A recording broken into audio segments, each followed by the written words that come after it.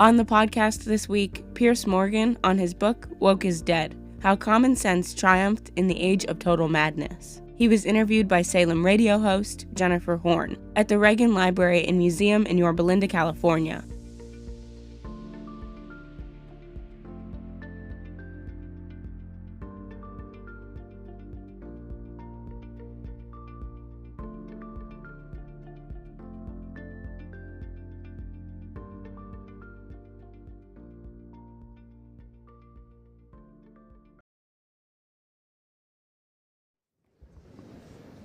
Good evening, everyone. Welcome to the Richard Nixon Presidential Library and Museum.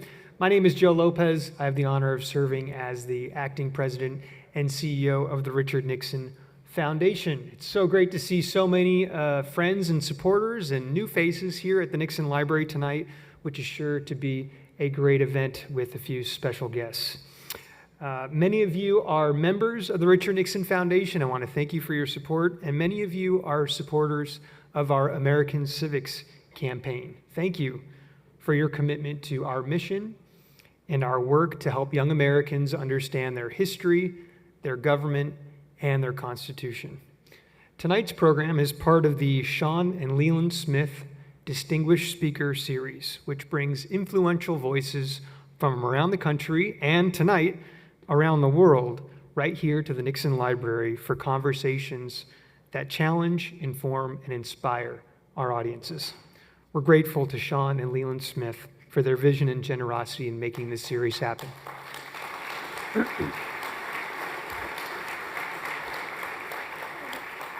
And tonight we have one of the most recognizable voices in the world, Mr. Piers Morgan. He is the host of Piers Morgan Uncensored, a show that has become a global arena for fearless debate, bold opinions, and major news. Piers has interviewed presidents, prime ministers, and cultural icons from all over the world. And tonight, he's here to share insights from his brand new book. You all have it in your hands. It's called Woke is Dead: How Common Sense Triumphed in an Age of Total Madness.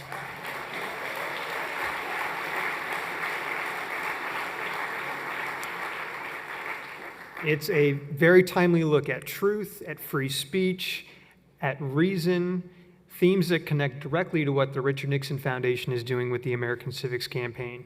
Common sense and critical thinking are making a comeback, and they're needed in America today. Joining Piers tonight is our good friend Jennifer Horn. You know her as the voice of The Morning Answer on AM 870 Salem Radio right here in LA and Orange County. Please join me in welcoming Piers Morgan and Jennifer Horn.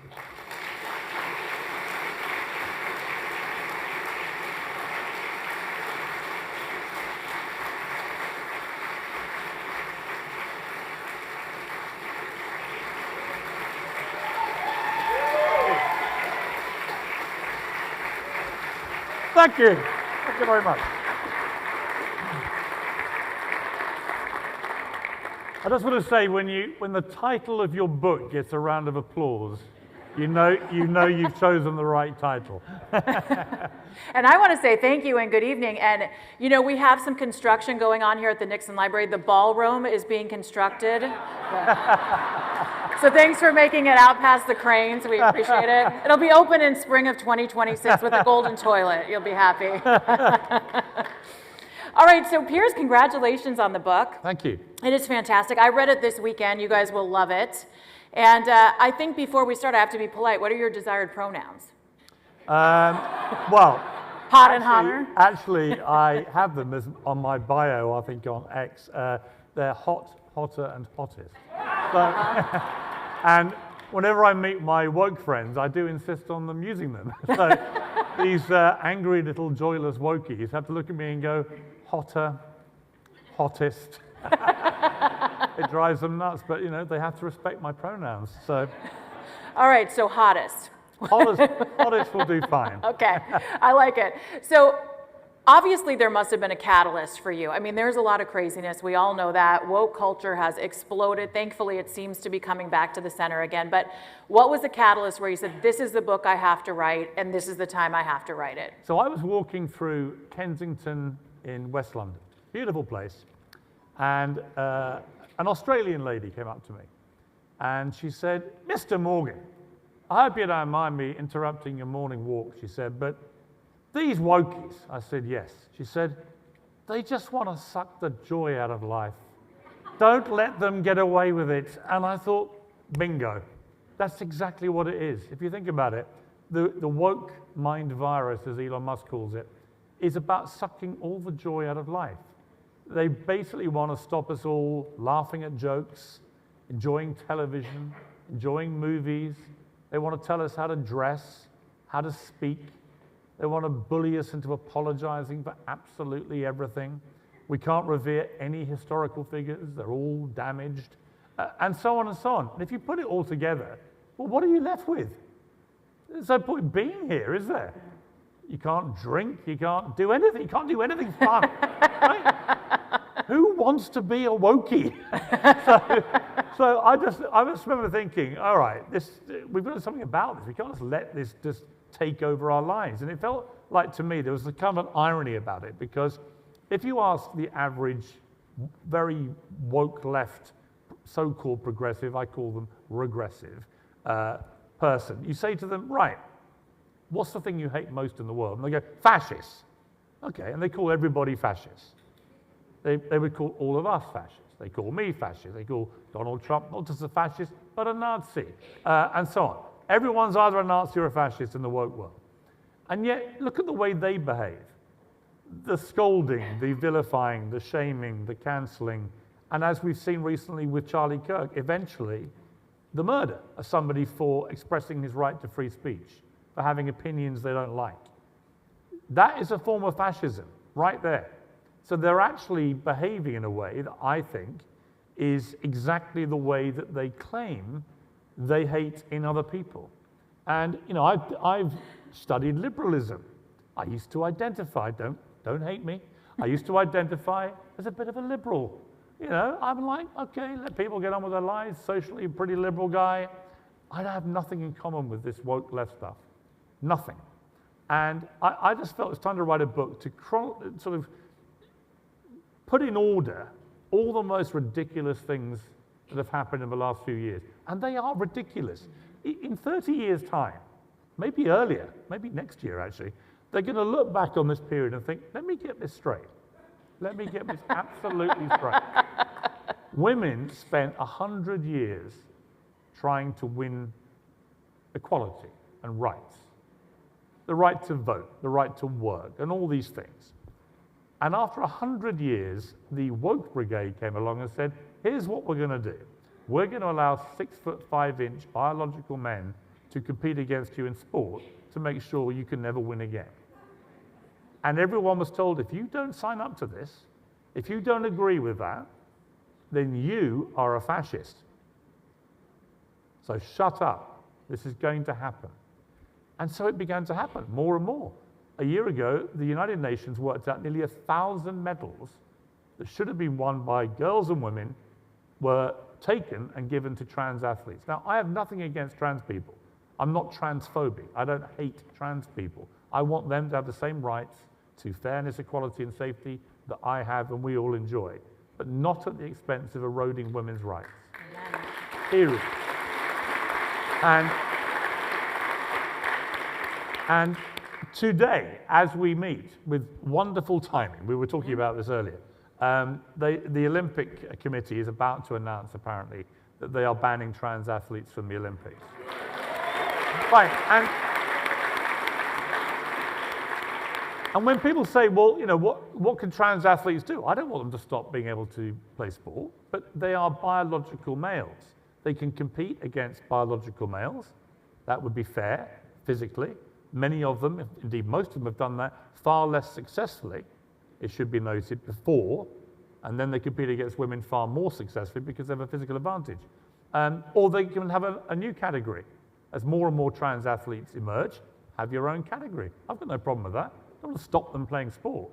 But what was fascinating to me, the leaked stories about this Olympic decision apparently say that after extensive research, we have realized that men have a physical advantage over women. And I'm like, really? How much extensive research did you do? I mean, it is kind of mind-boggling, isn't it? Because there's obviously a reason we separate the sexes. Now, we're in California. I've got to tell you about this. A couple of weeks ago on my show Uncensored, I interviewed a woman called Betty Yee. Are you familiar with Betty Yee? She came on ostensibly to attack Katie Porter, which, let's be honest, is a bit of a home run at the moment. So, and I mean, Katie Porter, she's the one who screams at all her assistants. You know the one I'm talking about? Get out of my shot! And the mashed potatoes. Don't forget the mashed potatoes. Good luck when she's your governor. Get out of my way, you people! But Betty Yee came on to criticize Katie Porter. And I said, it's interesting. I said, I was on the Bill Maher show with Katie Porter last year. And we got into this issue of trans athletes. And I was defending Riley Gaines, who's been very courageous about this. And Katie Porter started having a go at me, saying, of course it's fair, and so on. And the audience, which is a very liberal audience, cheered me, not Katie Porter. And she was like stunned. In that moment, I saw the eyes sort of, whoa, hang on, what's happening here? And Betty Yee came on to, I mentioned this, and then she said, well, actually, I kind of agree about the trans. I said, really? I said, so look, the Olympics are coming to LA. Would you endorse gender-neutral Olympics? I was joking. I thought I was joking. She was a completely straight face, not joking, said, I would, yes. So if she's a candidate to be the governor of this great state. I have a home in Beverly Hills. She is going to be potentially our governor. And when the Olympics comes here in a couple of years' time, she wants to have gender-neutral Olympics. Now, they have calculated if that was to happen, if men and women competed together in the Olympics, that women might win 2 bronze medals in the entire Olympics. So it would basically be the end of women's sport as we know it. And this is a candidate to be the governor of the great state of California. I find that horrifying. And I think in years to come, they'll look back at this period of the woke period with utter flabbergasted bemusement that this was ever allowed to happen. So that's why I've done the book. And we're here at the birthplace of Title IX. Women's sports mean something at the Richard Nixon Library and, of course, everywhere. All right, so you have been canceled. The thing about the woke mob, the wokesters, as you call them, is that they love to cancel you. They love to punish you. They love to bully you and fire you. I mean, in what was so incredible, and I hate to even say the words Meghan Markle. I apologize. I always get PTSD when I hear that. I know. Believe me, we're both Dodger fans. When I saw her at the World Series, oh, she's not a Dodger I fan. know. I was like, get out of here, please. And that video of her with Harry sitting there like Mogadon, and she's going like a sort of demented gerbil. It was absolutely unbelievable. Anyway, don't even get me started. You haven't got me started. You must feel good, though, because you called her out early on, and now I think the rest of the world has caught up with you. But my question is, the firings, the cancellations, it happened to you, but it also happened to your friends. How did that impact you? And I'm talking about Sharon Osbourne and others who defended you. Well, let's remember, I mean, they went on Oprah Winfrey. I called it a 2-hour whine-a-thon. Where 2 of the most rich, privileged, spoiled brats you'll ever meet in your entire life decided to go on national television and just moan about how awful their lives are. And they trashed their families, they trashed the monarchy, they trashed my country. And I was watching this, I was doing a morning show in Britain. It's going very well. We trebled the ratings in 5 years. It was on fire. We were beating the BBC finally. It was great. And then I was watching this, and there was a moment early on when they said, I can't remember which one of them said, I think she said it, that the Archbishop of Canterbury, who's the senior churchman in Britain, had secretly married, do you remember this? Had secretly married them in their back garden 3 days before the televised wedding. Now, we did a quick bit of research. I thought, that can't be right. And sure enough, if that had happened, the Archbishop of Canterbury would have broken the law and been dragged off to a prison cell. So I thought, well, they're obviously just lying. And then they started saying all this stuff about racism and how the royal family were concerned about the skin color of their unborn. It was all complete, I thought, baloney. None of it rang true to me. And so I said so. Now, last time I checked, we live in a free democratic society here and in the UK. I've got to say, your First Amendment protects you better than we have in our country at the moment. In our country, comedians are being arrested at airports for stupid jokes, right? It's ridiculous. But I just remember thinking, I don't believe it. And I said so, I just don't believe it. The other guests on the show believed it. Okay, whatever. I'm entitled to disbelieve you. I can disbelieve you or any of you. You can disbelieve everything I'm saying right now. We are allowed to do that in a democracy. But I wasn't allowed to do that. 57,000 wokies reported me to Ofcom. We have a television regulator in the UK called Ofcom. You don't really have that here, so it's a different kind of thing. You kind of do a bit, but Ofcom accepted these complaints, 57,000, a world record number of complaints. Congratulations. You know, we're into the Olympic build-up. I was quite chuffed with that, you know. If you're going to go big, then go big. And then an interesting thing happened. I was told, look, if you apologize to Meghan Markle, who had rung the female boss of my network, and apparently I then sent a letter which began, I write to you as a woman and as a mother. Uh-oh. You've got to fire him. I was like, ooh. So I was told, look, if you apologize to Meghan Markle for disbelieving her, you can stay. You can keep your job. I said, and if I don't, then you have to leave. I said, you know what? I'll take the leave option. And I walked out that moment. And what's been interesting is that 5 months later, Ofcom came back with their report into these world record number of complaints. And they rejected all 57,000 of them. They said it would have been a chilling infringement of my free speech rights to not be able to say what I said that day. Because it was an honestly held opinion, should have been allowed to say it. But why was a media company being told that by a television regulator? Why hadn't they worked that out? You know, and now, the irony of ironies, I would now be fired if I believed Meghan Markle. That's true. So look, I wasn't really cancelled. It turned out I then landed the biggest deal of my life on the back of it because people rallied to support me, which was great, and I was very grateful. But what happened to Sharon Osbourne was really disgusting. That she was co-hosting The Talk on CBS, had done for 10 years. A job she loved, a job she was really good at. And I don't know if you remember this particular episode, but Cheryl Underwood, who was one of her co-panelists, a black panelist, because it was important, I think, because she played the race card against Sharon. And she said, Sharon, why did you support someone who said racist things? Me? I'd never said a single racist thing about anybody, let alone Meghan Markle. Go and check. There is not a record of a single racist sentiment I've ever expressed. I don't care about her race, her skin color, or anything. I just care that she's incredibly annoying and trashes and trashes the royal family all the time. I can't stand it. But it has something to do with her skin color. And Sharon said, what are you talking about? What racist things? And then there was this awkward standoff, and Cheryl Underwood had clearly prepared all this, then said, well, it's not so much that he said racist things, it's just the way he said things, you know, was like that. And Sharon was like, what are you talking about? So they then have a commercial break, and it's all getting very tense. And it got really tense. And eventually Cheryl Underwood said, well, look, I don't want you to think I'm accusing you of being racist. And Sharon said, I think you'll find that ship has sailed. And sure enough, it had.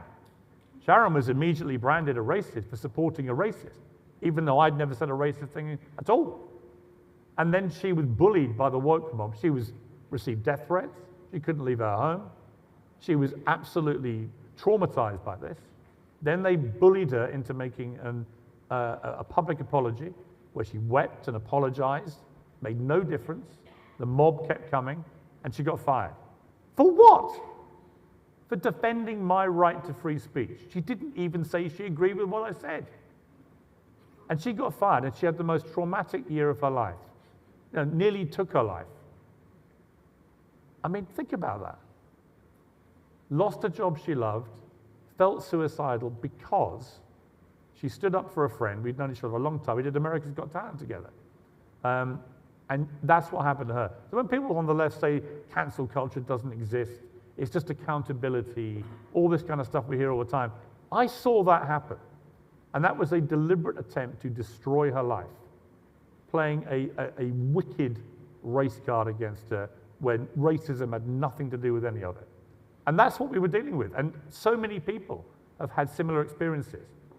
And so I think this book, hopefully, will be the kind of death knell to an ideology which has been incredibly insidious to democracy and to society.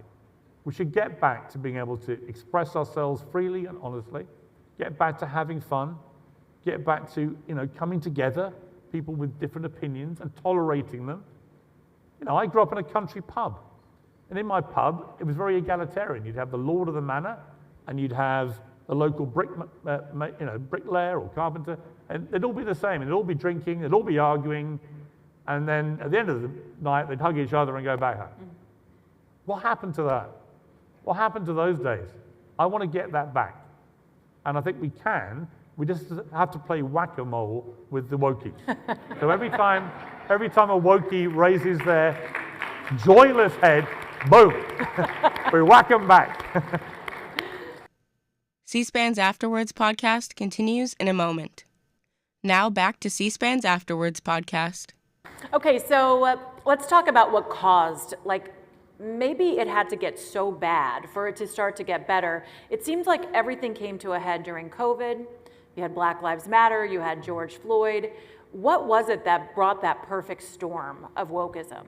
Well, people were at home, they were angry, they were on the internet all the time, they wanted to feel like they were, getting attention. And we live in a very attention-seeking era now, driven by social media. It's a very me, self-obsessed era. I was talking backstage about the lack of civic duty that so many young people in particular seem to have. The only duty they seem to feel is to themselves, but at the same time, they're anxious, they're depressed, some of them are suicidal. There's a real issue going on with young people, and their brains are getting scrambled by all this negative dopamine from, you think when I was a teenager, you had no way of seeing gruesome images from war zones and stuff. Everything was, you were protected. Now think about it, I've got 4 kids, they see everything. They've seen the most terrible things from Gaza, from Ukraine, from all these things.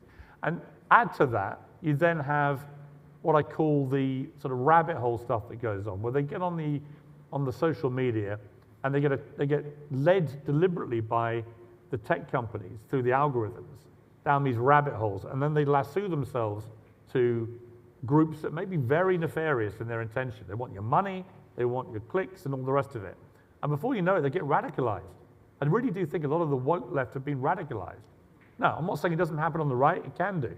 The extreme right have their own issues, but the radicalization of so many young people to this so-called progressive woke left was pretty scary. They really did turn into a bunch of fascists. And I think that's what, the reason I say I think woke is dead is not that it's actually dead yet, but it's certainly dying. And Donald Trump's re-election to me, I talk about this in the book because I ring him the morning after he wins. I think he made a little comment in his speech when he won about that there was a core of common sense which drove him back to the White House. I completely agree. Whether you like Trump or not, I happen to like him. We've had a long 20-year relationship. I was his celebrity apprentice the first time you may remember. I like that. Thank you. Thank you. Some of you are too young to remember, but all I remember is that just before he made me his celebrity apprentice, it was the first season of the Celebrity One, and he said, Piers, you're vicious, you're tough, you're possibly brilliant, I don't know, he said, but you beat the hell out of everybody, you're my celebrity apprentice. And when he became president in 2016, I sent him a note. Donald, you're vicious, you're tough, you're possibly brilliant, I don't know, but you beat the hell out of everyone, and you're the president of the United States. But I do think Trump, what I think his qualities, and there are lots. Look, he's not perfect. He wouldn't even claim himself. Well, actually, he probably would claim he's perfect. But he has a style about him where there are lots of things about him, particularly that last year, which I think are really admirable. As everyone was trying to jail him for absolutely everything, as everyone was trying to literally assassinate him, as people were trying to throw everything at this guy to stop him in his tracks, he just showed remarkable mental strength and resilience. You haven't got to like him to appreciate that. And I thought when he stood up after he got shot and said, fight, fight, fight, that was an amazing moment. And I spoke to him a week later, and I said, I think that's the moment you've won the election. I think a lot of independents went, wow, that's badass to do that. It was, and it was ballsy, And at least with Trump, you know what you're getting. He's doing now what he said he'd do. You may not like it. Some of it's a bit too blunt for my liking, but a lot of it, take the southern border. I say to my liberal friends, how can you not look at what he's done on the southern border and just think that is a tremendous success and a great thing for America. And even then, they won't give an inch. They'd rather hate him.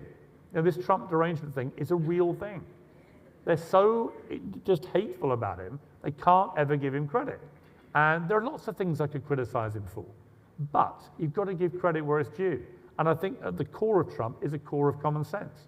If he wasn't Donald Trump, and he went out there to most countries right now, and he said, right, I'm going to cut your taxes. Oh, that's nice.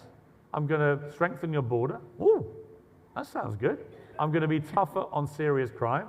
Whoa, finally, someone's doing that. I'm going to engage in fewer foreign wars. Blimey, really? This is great. And then you go through a checklist, and eventually you go, yeah, I quite like the sound of that.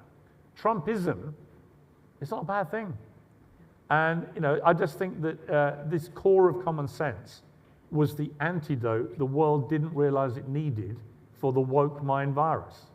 And that they had nowhere to go, because after 4 years, or 8 years, including the first 4 years when he served, and then the 4 when he was out of office, of telling us all he's the new Hitler, he's this, he's that, he's the worst thing ever. We saw Nancy Pelosi last week calling him the worst human being in the world, which will have come as news to Vladimir Putin and Kim Jong-un, right? And the Ayatollahs in Iran. So a ludicrous overinflation, in a pretty hateful way, actually, from the so-called Be Kind party. And so I think that the woke mind virus has had its antidote in the form of Trump, and it's returned things to a more even playing field. And thank goodness for that. And so I just think now as we go forward, the danger is don't let it get, it's like weeds in a garden. Everyone who probably a lot of gardeners here, and the weeds, you have to get rid of them quickly. Don't let it come back and be the scourge of our society again, because it really was a joyless scourge. We're finally on day release, and we can go for full liberation. Wouldn't that be nice? It would be nice.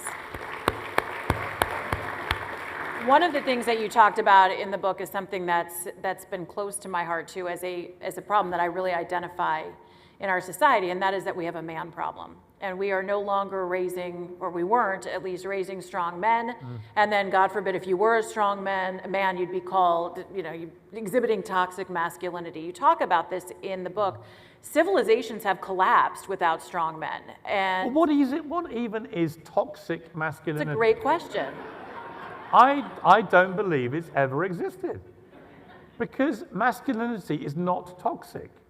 There's nothing wrong or toxic about being strong, about being having a natural desire to protect others, to hunt and provide, to be stoic, to be tough when it's needed, to be empathetic when it's needed. These are all masculine qualities, right? I don't think most of the men in here would recognize the word toxic when they're being masculine.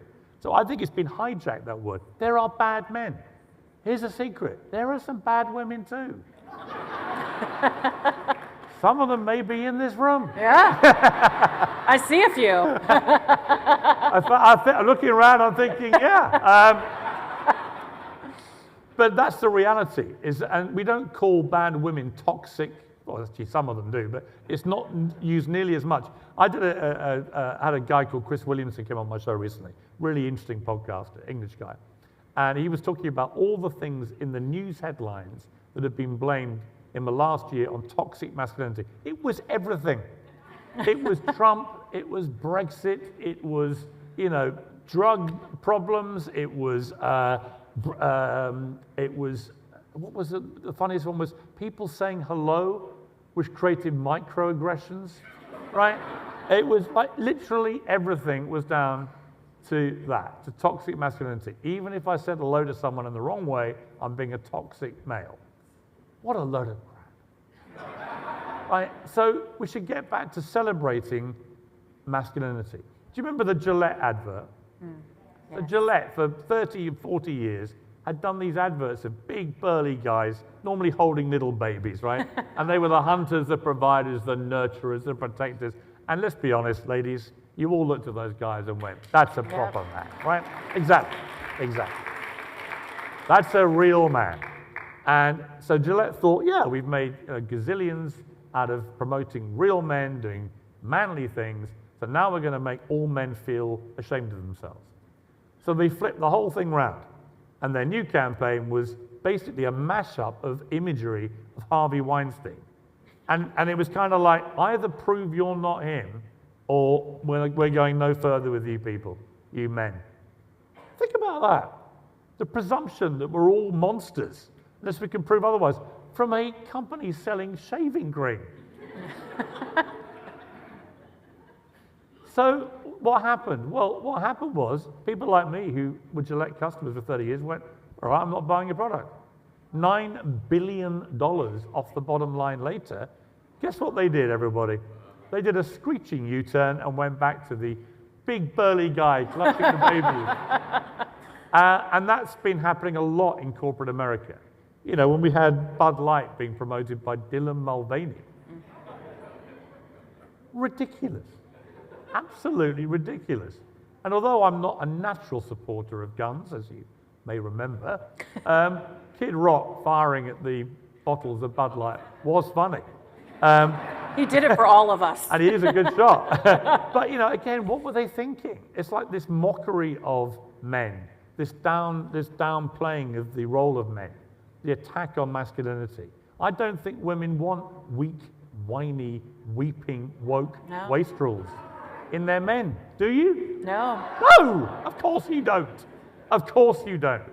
So fortunately, again, woke is dying, real men are back, we can be proud of being men, and women get their men back. Who loses? So on that note, did Me Too kill dating? I mean, how do people date anymore with this Me Too stuff?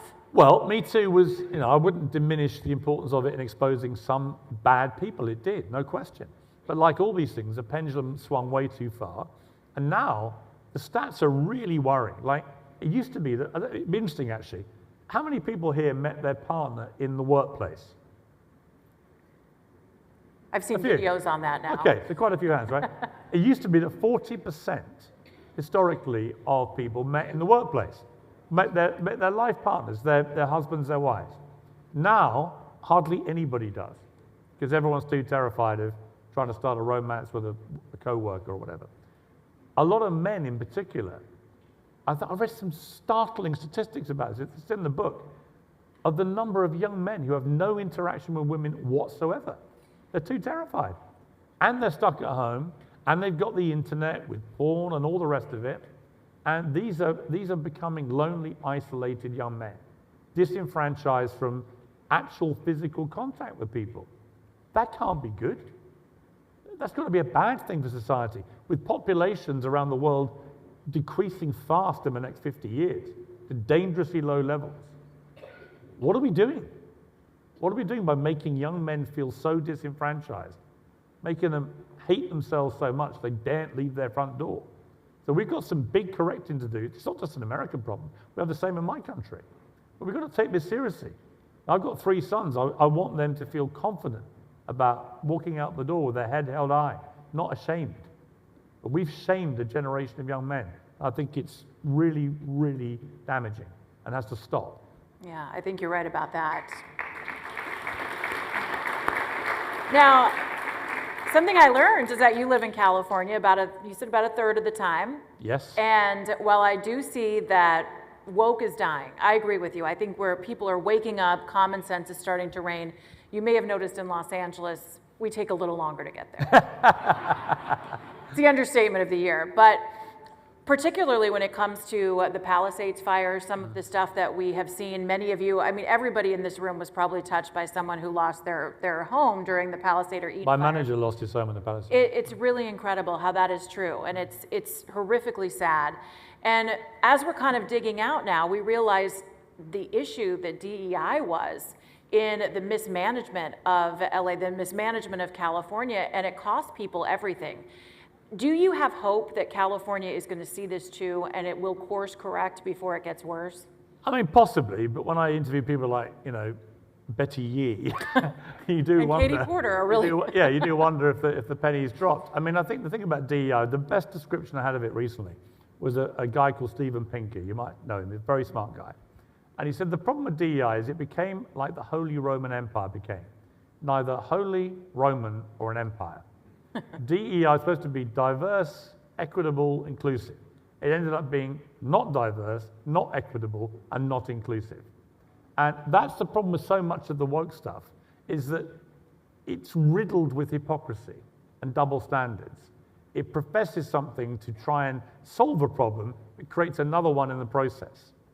And that's been my problem with it from the start. And I think DEI, look, what do we want in society? You want to have equal opportunity for everybody at the grassroots level. Right? You don't want anyone to not have an opportunity based on their gender or their skin color or anything. Everyone gets a fair crack. It's the American way, by the way. It's how your great country was founded. All comers come. We won't judge you. You come and you build this great country. But what you don't want is once the ladder of progression starts rising, you don't want to promote mediocrity over meritocracy. You want the best to rise to the top. And where you have, there's a reason all these companies are ditching their DEI policies. They have realized that it's having the opposite effect to what they thought it would have, right? And they were all bullied into doing it. Again, by the woke mob. If you don't do this, if you don't have all this box ticking, if you don't promote people based on their skin color or their sexuality or this or that or any other metric you want to do other than actual ability, if you don't do that, we're going to cancel you. Terrifying ideology. But now, very quickly, again, why I called it woke is dead. Companies across America are canceling these policies. They're going back to promoting people on merit. Everybody benefits from that. Everybody will benefit from that. America will be the greatest superpower in the world if it maintains a premium of meritocracy. Because the moment you lose that, your rivals, trust me, will be taking over. Because that's what they do. So I'm very glad that that has been reversed. I think that all of us are very glad it's being reversed. I mean, I can only speak as a woman who benefited from the schools in the United States raising strong women during the 80s and during the 90s. And I appreciate that. But when someone says, well, you have a job because you check this box, it doesn't become something to celebrate anymore. No one wants to strive for anything. And you reference in the book Ketanji Brown Jackson, the Supreme Court Justice. I didn't even know that was funny, but all right. She couldn't, do you remember? She couldn't even say what a woman is. That's the problem. Imagine being a woman who gets on the Supreme Court and you can't identify what a woman is. Absolutely extraordinary. It's not difficult, is it? Is it, ladies? I can think of a couple of ways to describe it. Yeah, I mean, you mentioned, it's interesting. I mean, you mentioned school there, education. You know the real evil that started all this stuff? Participation prizes. Oh boy, yeah. I hate those. I mean, you talk about putting mediocrity over meritocracy. If you tell little Johnny, who comes last in a race, he's getting a medal, what preparation does that give little Johnny for the real world? When if he gets on to work for a company and he's the least performing member of the entire company, and he goes to his boss and says, "Where's my medal?" He's not going to get one. He's going to get fired, right? And this is the reality. And we're not preparing our kids for the real world. So I would abandon, if I was Prime Minister of the UK, which, let's be honest, can't be far off. We've had some absolute clinkers in recent years. But if I was, the first thing I'd do is make it illegal to have a participation prize. And although I'd be slightly tongue-in-cheek, I'd be serious too. I just think that kind of thing is what started the woke mindset, where losing is better than winning or as good as winning, where playing the victim is better than being strong, where being strong is castigated, right? Because actually it's toxic to be strong. All this stuff. Premium on being weak and whiny and playing the victim, woe is me. That never works anywhere. C-SPAN's Afterwards podcast continues in a moment. Now back to C-SPAN's Afterwards podcast. We are in the Richard Nixon Presidential Library. Your first time here, by the way, which is exciting. Amazing room. Isn't it gorgeous? Yeah. And what would you think that Richard Nixon, President Nixon, would say to this whole era of cancel culture and wokeism? Well, he got cancelled. I know. That's why I bring it up. No, I think he would have found the whole woke thing completely ridiculous. I mean, like you said, he brought in Title IX, which gave women rights, right? The idea, when he'd done that bringing in rights for women in sport would be traduced within 50 years by allowing biological men to ruin women's sport would have been to him completely unthinkable. Unthinkable. And the best person about all this is, by the way, is Caitlyn Jenner, who knows better than anybody, right? And he's brilliant on this issue. Now, Caitlyn told me she was playing golf soon after she'd come out and had the big Vanity Fair cover and stuff. I was playing golf, and they told her she could go off the ladies' tees. And she went, but I'm still the same size I was last week. And I'm still hitting a drive 300 yards. If I got the ladies' tees, I'm hitting the green with every drive. And so she'd said, I'm going to go back. And went off the men's tees. Good for her. Mm-hmm. Just common sense, right? Doesn't need to be a big deal. She doesn't care if you misgender her. Right? I'm saying she because it's respectful. I don't care. It doesn't matter. That kind of stuff doesn't bother me. I think most of these pronoun things are ridiculous, but if a trans woman wants to be called she, it's fine. What you just can't do is diminish and erode women's rights. That's where I have the problem. And I think that is a common sense view about that issue. I like that. So the book is pretty declarative. Woke is dead. So the question is woke dead? And if it is, what is your advice to the post-woke era? Well, I do my 13 rules for life at the end, which is a bit like Jordan Peterson's 12 rules for life. And I did 13 because everyone assumes 13 is unlucky. But actually, if you study the number 13, in many countries around the world, Friday the 13th is a lucky day. 13 is a lucky number. So who decided 13 is an unlucky number? Well, we did, but they didn't. They think 14 is an unlucky number, or whatever it is, right? In other words, these things are all very arbitrary. You can find a lot of great things that happen on Friday the 13th, and some terrible things that happen on Thursday the 12th. And yet, for some irrational reason, we're all terrified of Friday the 13th. And so the point of it being that I think we should look at things in a much more glass half full kind of way. I'm always glass half full. Even though I've been through some stuff in my life where you would think the glass is empty, I always try and be glass half full, right? I just think you've got to be positive about these things. Whatever's happened to me in life, unless you are dead or have a terminal illness, everything is surmountable. Everything. And I bet a lot of people here, perhaps some of the slightly older members of the audience, you know what I'm talking about. We all go through stuff. And, Rocky Balboa got it right in the 6th movie. Do you remember the Rocky movies? So the first 4 were great. Well, the first one was brilliant. The next 3 were great. The 5th one was an absolute turkey, the one with Tommy Morrison. And it stopped Stallone making them for 20 years. And then he came back and made a brilliant one again, called Rocky Balboa. And by this time, his son had grown up, but was a spoilt little brat, bright little wokey brat, moaning about everything, hated being Rocky's son, thought life was, having it in for him, almost like. And eventually, Rocky has it out with him in the street. And he says, look, life is tough. It will beat you down if you let it. And if you want to know how winning is done, it's not how hard you can hit. It's how hard you can get hit, get back up, and keep moving forward. That is how winning is done. And it's true. It's true. We are all going to face grief and, relationship issues and job issues and all these things. It's regular life stuff. What we're not doing is preparing the younger generation to deal with this stuff properly. And I think we should be doing more to do that. So my rules for life are very glass half full. Here's how to be a bit more resilient, a bit more mentally strong, a bit more accepting that this happens to everybody. It's not just you.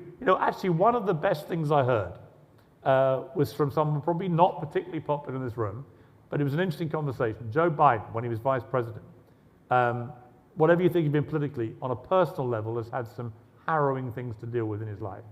So when he was just about to become a senator, this terrible car crash, he lost his wife and baby daughter, and his 2 sons were badly injured.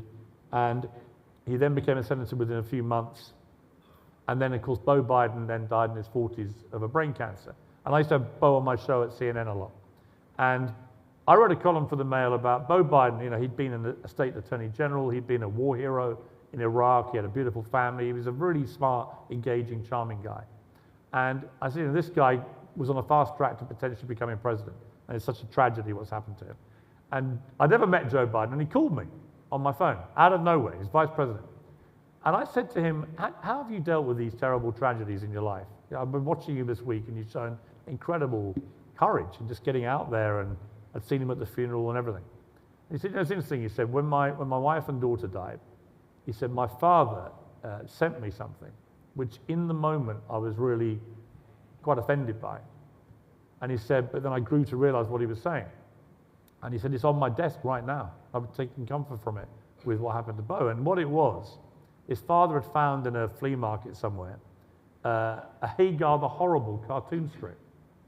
And it was in 2 parts. And in the first part, Hagar the Horrible was in a stormy ocean, floundering on the rocks on his boat. And he raised his trident to the skies, and he said, why me? And in the second one, the gods shout back, why not? Right, and Joe Biden's dad sent that to him when he lost his wife and daughter. And he was quite like, in the moment, like shocked and like, what's he saying? What do you mean? Why are you trivializing? And then he realized what it was about. You can't rationalize this stuff. Happens to somebody every minute of every day somewhere in the world. And how you deal with this stuff, if you're the one, you've not been singled out, it just happens. And it's how you deal with it will then determine how you lead the rest of your life. I've never forgotten that conversation. I thought there's such profoundly good advice. You know, why me, which is a big thing that young people do these days about everything. Well, why not? Deal with it. Get on with it. That's how winning is done. And that's how we win, and that is how we kill woke. Now, how about a big round of applause for Piers Morgan? Thank you.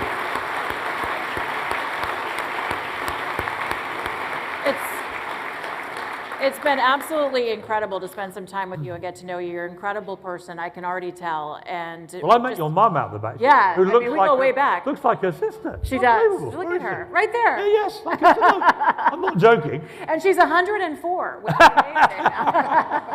That's how people tell you look great. But we have an opportunity for you to get to know Piers, and you can ask him some questions. So Chris is going to take some over here.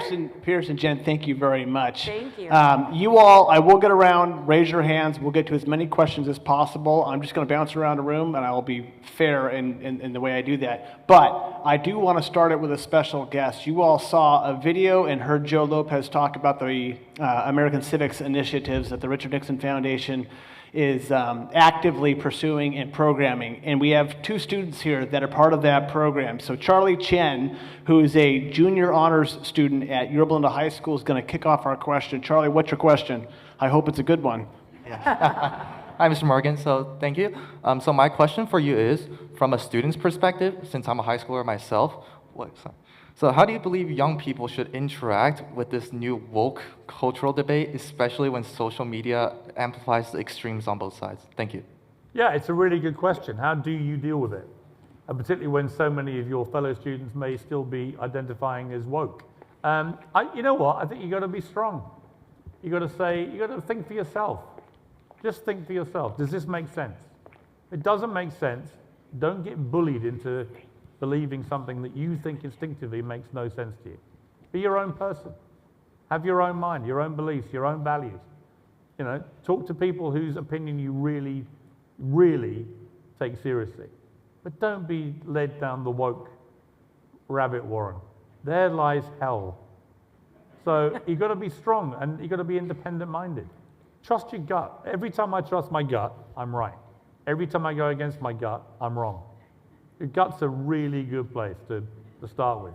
What are you actually feeling about something? And just don't go with the herd, you know? When there's a herd of sheep, they're normally chasing completely the wrong route, and they're completely chasing the wrong thing. So just look at the ram that sits in the corner proudly and stoically and is not following the herd as they dive over a cliff.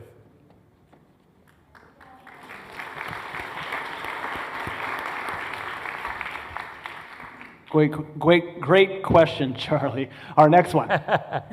Hi, Piers. So nice to have you here. Thank you.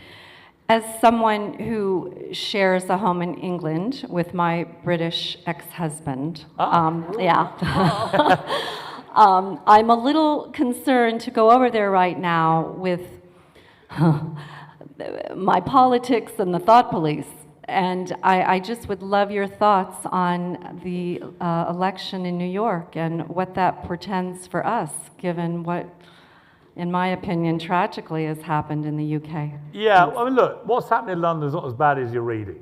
I mean, some Americans seem to think we've literally been overtaken, and it's like you can't walk the street. It's not like that. I mean, I live in London. It's not great.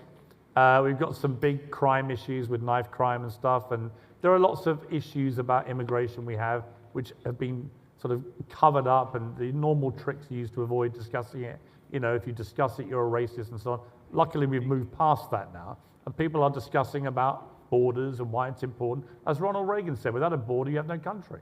So I think that it should be something you have a conversation about. There's no doubt the Labour government in the UK came in with a thumping majority and have turned out so far to be pretty useless. And our mayor of London is probably the only mayor in the world that makes Mamdani look like a promising prospect. No, I'm joking, Sadiq, if you're watching. The thing about Mamdani, he's very charismatic. He's a dynamic guy. He's hardworking. He's a skillful young politician. All of those things are true. He's also an ardent socialist bordering on communist who wants to seize productivity, give everything away for free, and there is nowhere in the world where that has worked. It doesn't work. They talk a lot about affordability, to which I say, how ironic. How are you going to afford all this?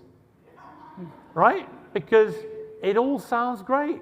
We're going to give you free groceries, free bus rides, free this, free that. It's the socialist way. It's the communist way. It doesn't work. So I think what's going to happen is Mamdani is very, very quickly going to do one of two things. Either he'll double down and try and force through this stuff and pretty well bankrupt New York, and it will become a sword of Damocles hanging over the Democrats as they head into the 2028 election, maybe even the 2026, but that'll probably come too early. Or he will do what I suspect he probably will end up doing, which is what a lot of these really hard left guys do when they get power, is pivot like Usain Bolt to the center and abandon a lot of those policies. But I've got a feeling, listening to him, he's going to try the first option. And so you're going to have a genuine socialist running one of the great cities of the world. It's a pretty scary prospect. So I feel for you. You know, he actually, I mean, like our mayor, Sadiq Khan, is actually, by comparison, reasonably moderate, actually, despite what you may have read. So I think it's going to be a very interesting time for New York and an interesting time for the Democrats, because they'll be putting all their chips on this guy. And I think it's going to be like the guy who goes to the roulette wheel, puts it all on red, and it comes up black. Mr. Morgan from the center of the room. You, sir, what is your question? First of all, I want to say I'm a huge fan of you on Celebrity Apprentice. I thought you were brilliant. Thank you. My family really needs to know, what was the relationship with Omarosa really like, and do you have any further contact with her? Absolutely zero contact with her. And actually, in reality, my relationship with her was even worse than it seemed on camera. One of the most despicable human beings it's ever been my displeasure to ever encounter, and if I never see her again. In fact, the most joyous moment of my life was when, probably even surpassing the births of my children, sorry kids, but given she was trashing my children during this process, you'll understand why I say that, was when President Trump, or Donald Trump as he was then, he made me a team leader, or I was elected team leader, and Omarosa was the other team leader in the challenge to sell art. And you had to get pieces of art and then get people to buy them. And I thought, I'm going to absolutely crush you into a pulp, because she'd been trash talking my family so badly, like vicious, horrible stuff. And I thought, I'm taking you down. So I rang all the high rollers I knew, called in every favor, and the magical words came from Donald Trump when we had the two figures. She'd raised about, I can't remember, a few £1,000s, and I'd raised some gigantic sum. And he went, you know, Omarosa, I like you, but this is the greatest slaughter in the history. This is the greatest slaughter in the history of The Apprentice. And he said, what do you think, Piers? I went, I couldn't put it better myself, Mr. Trump. And then when she was fired, I just looked at her and just winked. So, yeah, you don't want to trash talk the Brits. You know? With the exception of George III, we can put up a good fight. Sir, off to your right. Hello, Piers. So we've talked about the woke left today. Do you think there's like a problem with the right being woke? Because people like Tucker Carlson are calling like Ben Shapiro woke. Like, how do you feel about this? I think it's quite interesting watching all those guys go at each other. I think it's quite healthy, actually, to go at each other and have these debates. But there's an issue with the woke right. I mean, I do think it's really important now that as we come out of wokeism, that on the right, that the right don't behave in a hypocritical way. You know, look at the Jimmy Kimmel thing. It was an interesting test case, right? Where quite a few on the right raced to say, cancel him, fire him. It's right that the FCC were getting involved, the government was getting involved. And I was watching all that going, that's quite woke, actually, isn't it? And, you know, so the woke right is a bit of an issue. And then I saw people like Ted Cruz and others standing up going, no, we're not having this. This is hypocritical, it's wrong, and we should condemn it. We're not in the business of, and I thought that was good. I agree with him. So I think it's important to be consistent. Otherwise, you're just a hypocrite. You know, if you genuinely believe in free speech, remember, free speech is not about listening to people whose views you like. We can all do that. You know, if I sit here and you all say, Piers, we think you're great. Thank you. I've never believed in free speech more than I do right now. But if you say, Piers, we think you're a despicable human being, that's not quite as pleasant to my eardrums. And yet, free speech dictates that I have to tolerate that. I may not like it, but I have to tolerate it. And I think that the emergence of a certain element of the right have to be very careful they don't start behaving like the woke left that they've just been getting rid of. Mr. Morgan on your left, second row from the front. What is your view of the Reform Party, and do you think they have a chance in the next election? They've definitely got a chance. I mean, if there was an election tomorrow, the polls suggest Nigel Farage would win. I think they're a bit of a one-trick pony in the sense that Farage spent 25 years trying to get us out of the European Union. The jury's still well out on that as to whether that's been a good thing or bad thing. I voted against it, but I was prepared to give it a chance to work. I don't think it's worked. Brexit, you know, we're 8 years in now, 9 years in. I think it's been not a good thing for Britain. It's my personal assessment. But Farage is the best communicator in British politics, no doubt. And on immigration issues, he's been very strong, and I largely agree with him about a lot of that stuff. He goes too far occasionally, but he's not a far-right lunatic as the way his opponents like to portray him. And you know, as things stand, he's got a very good chance of becoming Prime Minister, mainly because the main parties have been so useless collectively for years now. I mean, I just am crying out for somebody somewhere to come along and just get a grip of Britain, right? We need to be just in a better place. You know, when the new Prime Minister came in, the first thing he did was say, I know things have been terrible, but they're going to get worse before they get better. What? What do you mean worse? How can it get any worse? Even if he meant it, they'd lie, right? Just pretend it's going to get better, make us feel good. Because these things tend to be self-fulfilling, right? If you say, you know, look at Churchill in World War II. My absolute hero was Winston Churchill. You know, I was born 2 months after he died. I like to think it was a natural progression. And I actually bought his half-smoked cigar several years ago from a boat where he'd had a pow-wow summit in the middle of World War II. And I look at that cigar and it motivates me. But there was a guy where it looked, for all intents and purposes, like Britain was going to get run over by the Nazis. Nobody was giving us a prayer. But this one guy went, nope, not on my watch. And he stood up, and of course Americans came to rally with us, and we're incredibly grateful, genuinely, for what America did in World War II. But without Churchill, I don't think the British people would have ever felt the confidence that we could actually defeat the Nazis. So these things are self-fulfilling, right? I want a prime minister of Britain who says, we're going to be great. I like Trump when he says we're going to make America great again. It's a good thing. When people attack him for that, it's like, well, what do you want? You want to make America crap again? Like, so I'm all in favor of a bit of that, a bit of chest bumping, a bit of we're going to be great. We're going to be the best in the world. Good. So, yeah, Farage can win, but there's a long time left yet before there's an election. And his economic policies are a little woke, I have to say. So you won't like hearing that, but they are. He's got to sort those out. But we'll see what happens. Far right side of the room for you, sir. What's your question? Hey. Arsenal! Ah! Hey! North London's red. We are top of the Premier League, for those who don't know. That's right. So I was, London used to be the financial capital of the world once upon a time. And now New York City is excuse me. All right, where am I? I think they're Tottenham Hotspur fans. I was about 10 years old when Red Ken got elected, socialist mayor of London. And now we got Zoran Mamdani doing the same thing. And my question to you was, did they experience the same level of social backlash and hysteria when Red Ken was elected as a socialist mayor of London? Yeah, it's a good question because things weren't as apocalyptic, it turned out, with Red Ken as people feared. So I do think big cities are quite resilient. I think New Yorkers are pretty resilient people, and I think that they, it probably won't be as bad as the worst fears are about Mamdani, but I do think he's a very committed socialist.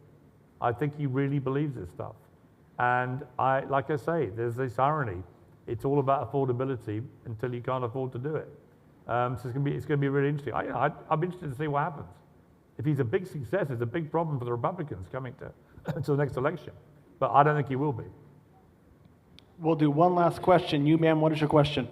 Hi, Mr. Morgan. Thank you so much for coming tonight. Nobody calls me Mr. Morgan, apart from the police and my lawyer. So please, I'm Piers. Okay. Well, thank you so much, Piers, for coming tonight. My question to you is do you believe that there were bigger forces at play regarding Charlie Kirk's death? I don't know. What I do know about Charlie, I interviewed Charlie a few times, and what I felt about it, and I hope we get to the bottom of it, right? There's something that's a bit off, I think. For a person at the shooter's age, out of nowhere, to have one shot and be that accurate, and for this, and then none of it quite seems right. We'll have to. I always believe let the investigation play out. Let's see where we get to. I still got big questions about the young kid that tried to shoot Donald Trump and grazed his ear.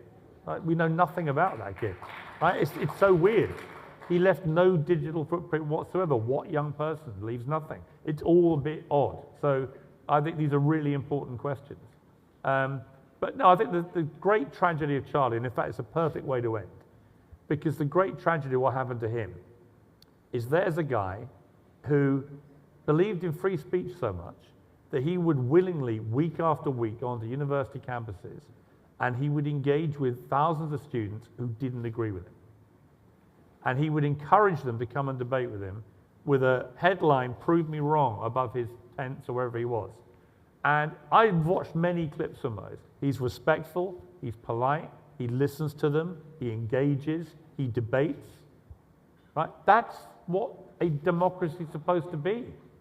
And then what happens? He gets shot for, we presume, his speech, because some of the bullet casing said anti-fascism thing on. Some deranged young kid has presumably heard the woke left call people like Charlie fascists for so long, they think it's their duty to kill the fascists. Why wouldn't they, if they're genuine fascists or Nazis? That's why it's so dangerous, that rhetoric.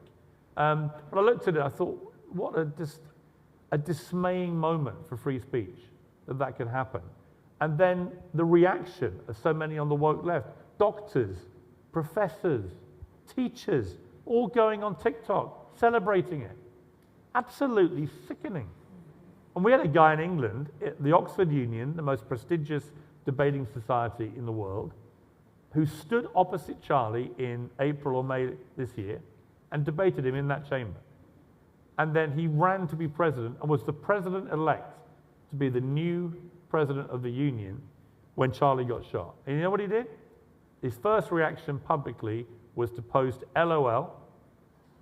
And his second was, Charlie Kirk got shot, let's effing go! Exclamation mark, exclamation mark.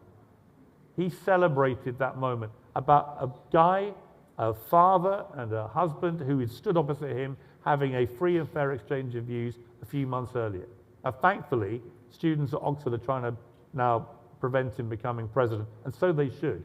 And that's not a suppression of his free speech rights. It just means if you glorify and celebrate the murder of someone for their speech, you should not be the president of a debating society, period. Piers, Jennifer, thank you very much. Ladies and gentlemen, the book is Woke is Dead. He will sign them in our front lobby. We'll see you up there shortly. Thank you for coming. God bless you and God bless America. Thank you very much. Thank you. Great job. Thank you. Awesome. Well, thank you very much. You were great. Of course. I really appreciate it. You can hear nonfiction authors talking about their books every weekend on C-SPAN 2 Television's Book TV. Go to our website, cspan.org/books, for more information. Next week on this podcast, Bill McKibben on solar and wind power.